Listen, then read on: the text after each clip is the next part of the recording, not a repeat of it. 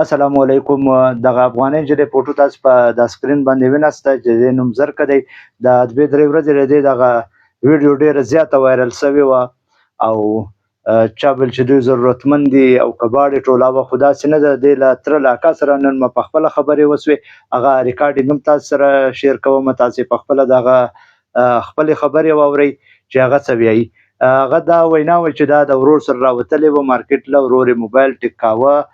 شعیب بونیری چې د موبایل شاپ یې دی دوکان یې دی او هغه ویل چې ما مینې محبت د نیت له وجې دغه ویډیو جوړه کړه او شعیب بونیری چې کوم د پښتو ادب سره شعر غزل هم لیکي او بیا بیګا د ویل چې موږ سره میلاو هم سو مرکه جرګه م وکړه. هغه معافی م وغوښتې چې ما په دا نیت نه ده جوړه کړې دغه ویډیو او ما ته دا هم نه وه پته چې دا ویډیو به دومره زیاته وایرل سي.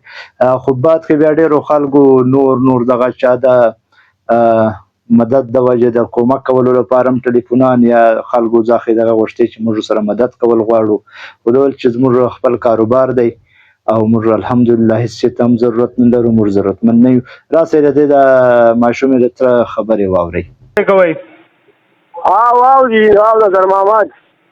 ورور جانه څنګه یې؟ طبیعت صحت ښه دی؟ جوړ خیر ده.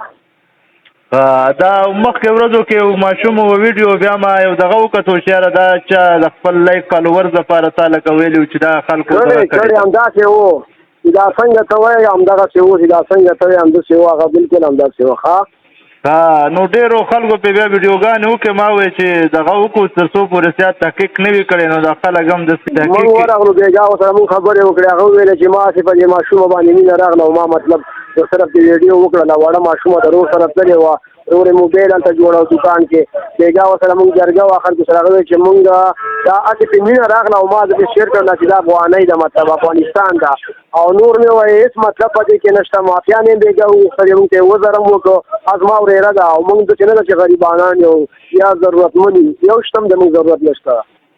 لکه بس بېګا م له هغې سره جرګه مرکه وکړه بېګا مو سره وکړه او ویې ویلې بلکل مافیان یې وغوښتې ویلې چې کور ته درځو موږ صحیح ده که نه ته لکه د هغه نیت باندې کړې وه چې یو همدردۍ په نیت ده کړې وه ویډیو او که نه وایي ما چې وکړه که نه وایي ما دا خو زه نه چې دا به دومره ویل کېږي ما ورته ویل ګوره موږ پښتانه یو افغانان یو دا دې غلط کار کړی ده موږ په دې شي باندې مې بده منو. بیا موږ نه مافیان یې وغوښتل بېګا ویې ویلې چې وزر هم کور ته کومه کور ته درځم مارکیټ والا یې هملته کېنولی مالک دا یو موبایلو والا د شاعر ده شعیب باجوړی دا شاعر ده وایي زه شاعر یم هسې دا یو نیم شعر وایي زه لیکم. تا ضرورتمند نه یاست او دله بیا ورغلي یو دم په دغه نیت نه وه کړې لکه د همدردۍ په نیت او په د وړه باندې لکه مینه راغلې ویې ویلې چې ما د همدردۍ په نیت کړې ده داسې مې نه ده کړې چې ما ته وایي خلکو رنګونه هم کړي چې یاره کومک ورسره کوئ ما ورته ویلې زه نه پېژنم او نه کومک ته ضرور لري که نه ما باندې ویسونه هم واورېده. بلکل ډېرو خلکو ډېر چې کوم یوټیوبران دي او دا کوم فیسبوک دغه والا دي ډېرې ویډیو دغه کړې وې چې یاره څوک بې نمبر یا رابطه یا څه خو بیا ما زه ګرځېدم نو یو کس پوسټ کړی چې یاره د دې خپل کار کې ګاډي دي او لکه داسې ضرورتمند نه دي.